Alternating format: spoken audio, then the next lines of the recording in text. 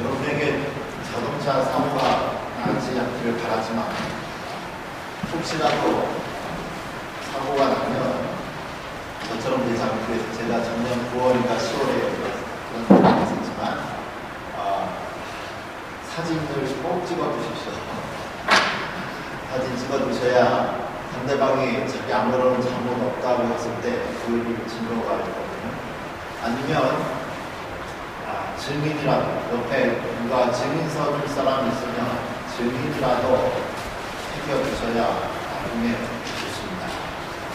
그러면 저쪽에서 아무리 우리가 사진 보여주고 증인 나타나면 할 말이 없죠. 수긍할 수밖에 없습니다. 그러나 항상 이러한 증인과 증거들을 들어대도 사람들이 다 믿는 건 아니죠. 또 바꿀 수가 있습니다. 절대로 자기가 생각한 것 못 바꾸는 사람들이 있습니다. 아무리 증거를 이걸 봐라 증인들이 나와도 그런 경우가 있습니다. 사실 우리도 그럴 수 있죠. 우리가 읽은 성경 본문에서 예수님의 부활을 믿지 못하는 제자들이 그랬습니다. 예수님의 빈 무덤을 본 여자들이 나타났죠. 그래서 가서 여자들이 사도들에게 말했습니다. 시체가 없다. 베드로가 가서 보았습니다. 정말 시체가 없어요. 그런데도 베드로 역시도 그것을 믿지 못했습니다. 그리고 나서 또 오늘 본문에 보니까 부활하신 예수님께서 막달라 마리아에게도 보이셨습니다. 그런데도 내가 예수님 봤다라는 이 여인의 말을 믿지를 못하죠. 그리고서 오늘 본문에서 11절에 보면 12절에 13절에 보면 제자들의 이야기가 나옵니다.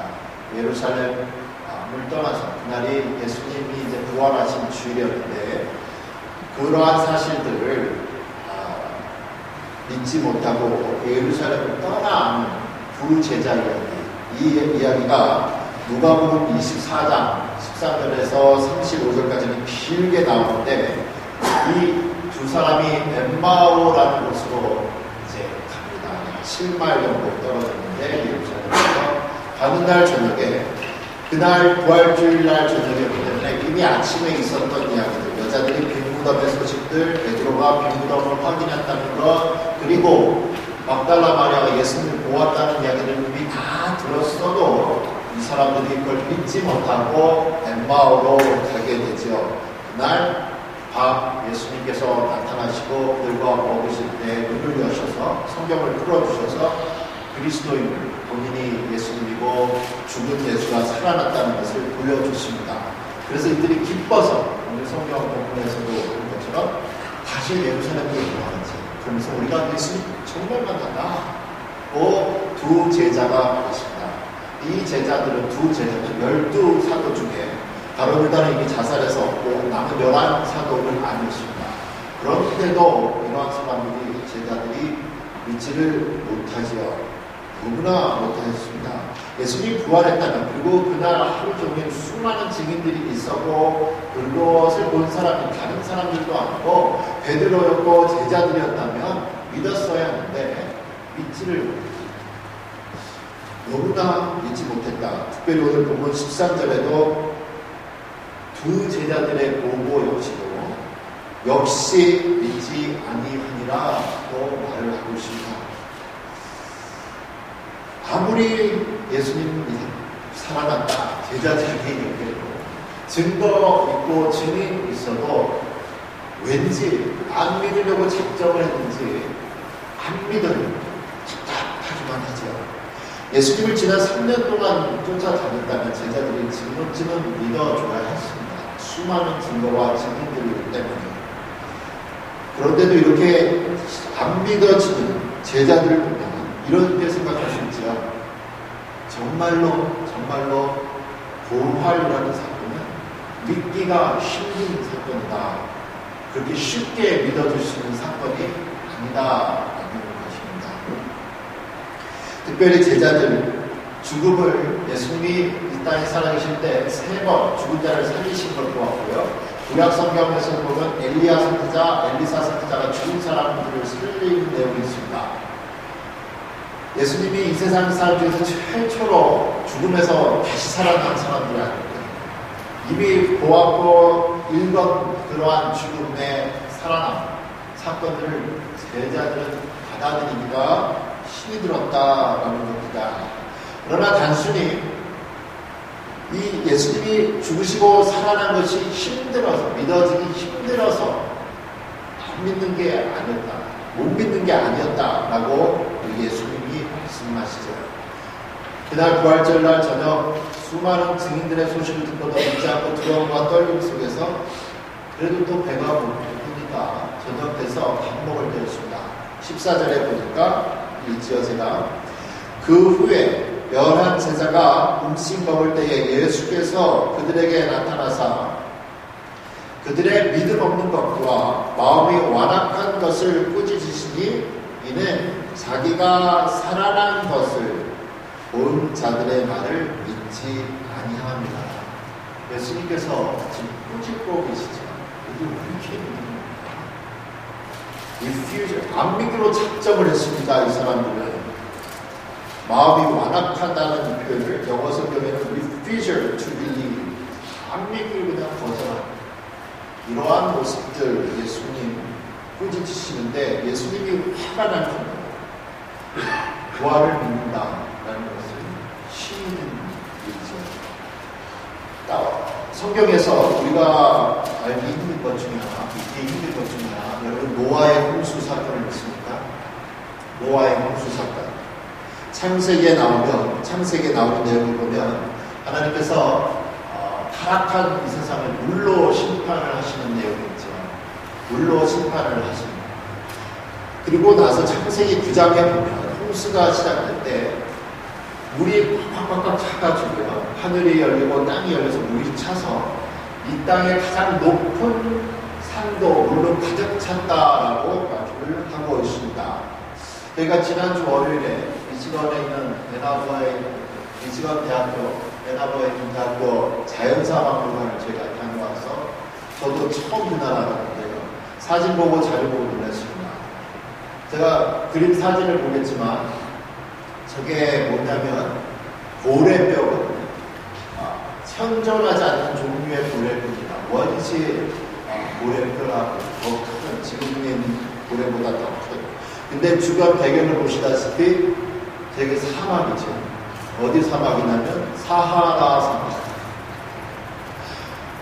사하라 사막에서 약 100여 개가 넘는 고래뼈가 화석으로 발견됐습니다. 고래뼈뿐만 아니라 다른 바다 생물들이 사하라 사막에서 발견이 된 거죠. 그리고 바다에서 자라는 식물들, 나무들의 화석이 이게 모래 무더기인 줄 알았는데 보니까 나무. 이게 무엇을 얘기하는지. 아프리카 사막, 사하라 사막에서 어떻게 고래가 그곳 지역 이름을 그 동네 사람들은 뭐라고 불렀냐면 와디 알 히탄이라고 불렀습니다. 그 뜻은 뭐냐? 고래의 계곡이었지. 사막에 사는 사람들이 바다를 본 적이 없는데 고래를 본 적이 없는데 어떻게 아냐? 그리고 대대로 그 지역이 그렇게 불렸습니다. 그리고 제가 지난 월요일날 박물관에서 또 하나 놀란 겁니다. 현존하면 최고로 오래된 모래뼈가 여러분 어디에서 발견되실 것 같아요? 바닷가에서가 아니라 히말라야 산맥에서 발견이 됐습니다. 이건 상상을 할 수가 없는 거예요. 아프리카 저 남쪽에 있는 사하라 사막과 히말라야 저 높은 산 꼭대기에서 어떻게 모래뼈가 발견되나요? 이처럼 많은 증거 자료를 보면서 노아의 때 전 세계가 정말 물에 가득 찼구나 알 수 있게 됐죠. 그래도 아무리 증거를 대도 안 믿으려고 하면 안 믿어집니다. 그럼 다시 성경 이야기로 돌아가야 되는데요. 이 아침에 물어야 될 것은, 우리가 한번 우리 스스로에게 물어봐야 될 것은, 여러분은 예수님의 부활 그 사건을 믿습니다. 부활이 믿어지시냐 아니지? 혹여나 여기 계시는 분이 아직 예수님의 부활이 믿어지지 않으시나요? 정말 마음의 문을 여시고 예수님을 그리고 중심과 다시 살아나신 분을 믿을 수 있기를 소원합니다. 예수님을 직접 본 제자들이 이제야 기뻐서 이제 예수님이시구나 하죠. 그리고 예수님이 부활하시고 40일 동안 이 땅에 살아계셨습니다. 창세기 사도행전 1장에 보니까 이 땅에 살아계시면서 40일 동안 제자들에게 하늘나라에 대해서 가르치시죠. 그리고 예수님이 사도행전 1장 5절에서 뭐라고 말씀하시냐면 몇 날이 못해서 성령이 내려올 테니까 떠나지 말고 예루살렘 떠나지 말고 여기서 기다리라 말씀하고 있습니다. 이제 40일 끝 무렵이에요. 물론 제자들은 몰랐죠. 예수님이 40일째 하늘로 올라가십니다. 그런데 예수님이 이제 얼마 못 가서 성령이 올 테니까 여기서 기다리라라는 그런 말씀하실 그 40일 끝날갈 무렵에 제자들의 반응이 뭐였냐? 제자들이 이렇게 묻습니다. 1장 6절에 그들이 모였을 때에 예수께 여쭤 이르되 주께서 이스라엘 나라를 회복하시니 이때니까. 예수님은 40일 동안 열심히 과외시켜가지고 하나님 나라에 대해서 얘기하고 이제 하늘나라로 올라가야 되는데 제자들이 엉뚱한 대답을 하는 거죠. 이스라엘의 나라를 회복할 때까지. 예수님은 하나님 나라 얘기하는데 이 사람들이 고정관념을 바꿀 수가 없었습니다. 엠마오로 가던 제자들도 예수님을 봤을 때 예수님인지 모르고 뭐라고 그러냐면 우리는 저를 위대한 선지자로 보았고 저가 이스라엘을 회복할 사람으로 보았다고 얘기할 정도로 바꾸지를 못했습니다. 생각을 바꾸지 못하죠. 그리고 나서 이러한 상황 속에서 예수님을 이스라엘의 회복 독립군으로 보았던 제자들이 예수님을 잘 이해를 못했습니다. 그리고 드디어 40일째 돼서 예수님의 하늘로 올라가야 되는 그날 11사도들이 있어요.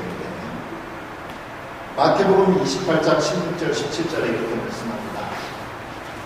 지금 11제자가 갈릴리에 가서 예수께서 지시하신 산에 이르러 예수를 배웠고 경배하나 아직도 의심하는 사람들이 있었다. 부활하신 예수님을 보고도 지금 다른 사람들과 아니고 사도들이 의심하는 사람들이 있었다.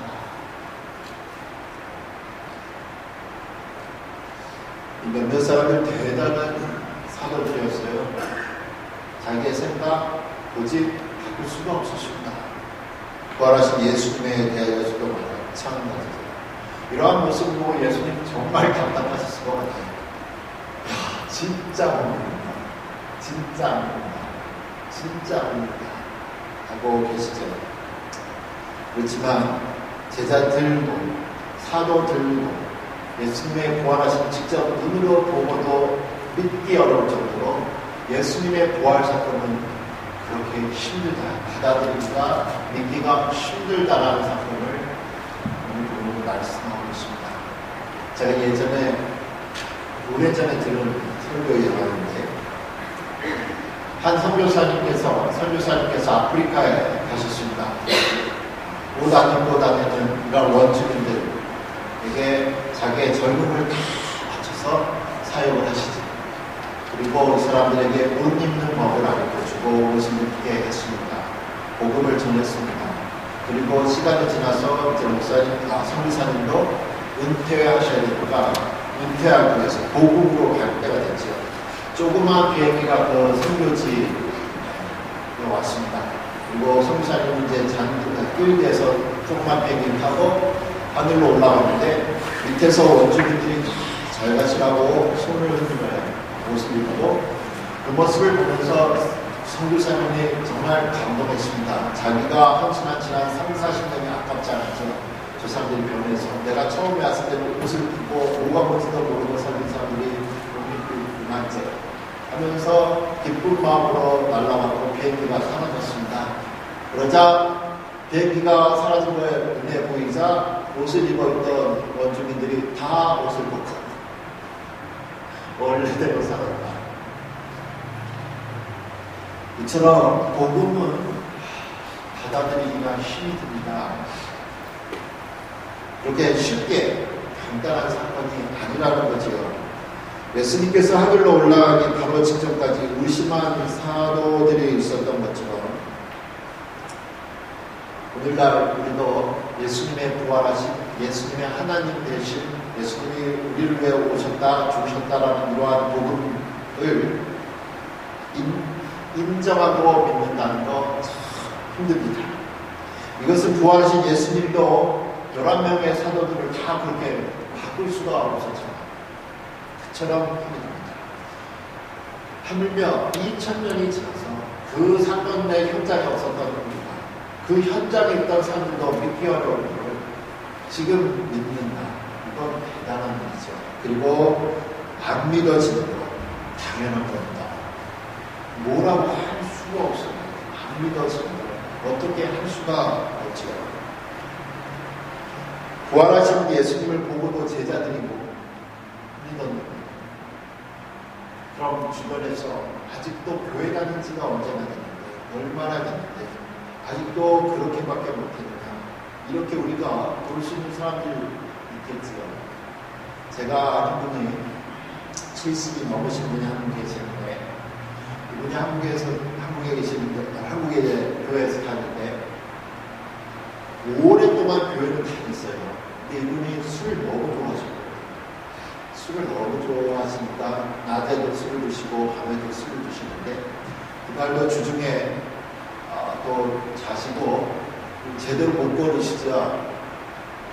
그 못 걸으시는 앞에 이제 교회 다니는 교회 앞을 지나가고 있는데 그분보다 한 몇 배이신 은퇴하신 장로님이 나이도 본인보다 좀 어리지. 그래도 지난 몇십 년 동안 교회에서 봤잖아요. 그래서 한 소리 하셨죠. 이 집사님은 교회 집사라는 사람이 지금 대낮부터 술 취하면 돼요. 사실 맞는 말씀이고 하는데 그 이후로 이분께서 교회와 다 뭉쳐보십니다. 몇 년 동안도 교회를 안 다니시는데 우리 주변에 신앙생활할 때 교회를 다니는데 이러면 되겠는가 하는 생각이 아니면 이 정도 다니는데 정말 예수님 믿어야 되지 않는가 이런 생각에 우리도 모르게 다른 사람들을 판단할 때 있습니다. 그럴 때 예수님도 11제자 다 못 믿게 하시고 하늘에 가셨습니다. 우리가 어떻게 사람을 하겠어요? 참고 기다려주고 조용히 기도해줘야 됩니다. 마치 우리가 예수님 제대로 믿기 전에 우리를 위해서 참고 기다렸던 사람들이 있었던 거죠. 우리가 지금 예수님 믿지만 아직도 예수님처럼 되어가는 우리를 보면서 기다리시는 성령님을 생각하면서 우리도 참고 기다려줘야 합니다. 그러면 하나님께서 사람들을 다 바꾸시는 그때, 사람들의 마음을 바꾸시는 그때가 있죠. 이렇게 예수님을 믿지 못했던 제자들에게도 큰 변화가 일어났습니다. 정말 예수님께서 말씀하시던 대로 모여서 120명의 성도들이 기도하고 있는데 10일째 됩니다. 예수님 부활하시고 50일째 됩니다. 50순절이죠.